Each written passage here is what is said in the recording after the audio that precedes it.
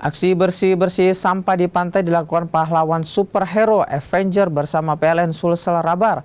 Aksi ini dilakukan sebagai bentuk kampanye memerangi sampah khususnya plastik. Bumblebee gini dengan Iron Man, yang lumayan berat. Pemandangan tak biasa terlihat di pesisir pantai Tanjung Bayang, Kota Makassar.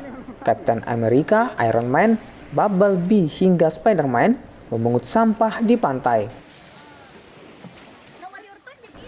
Aksi superhero ini menjadi bagian dari aksi sosial bersih-bersih pantai dari sampah plastik.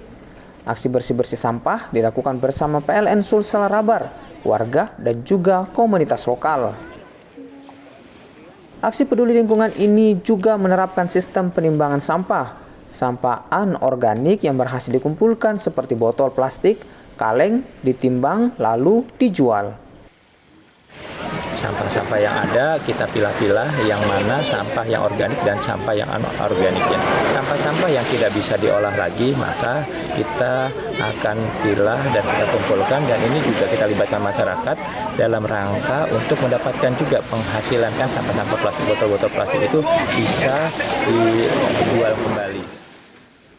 Tak hanya belajar tentang kebersihan dan lingkungan, peserta juga terhibur dengan hadirnya karakter superhero dalam aksi kali ini serta memotivasi untuk memungut sampah.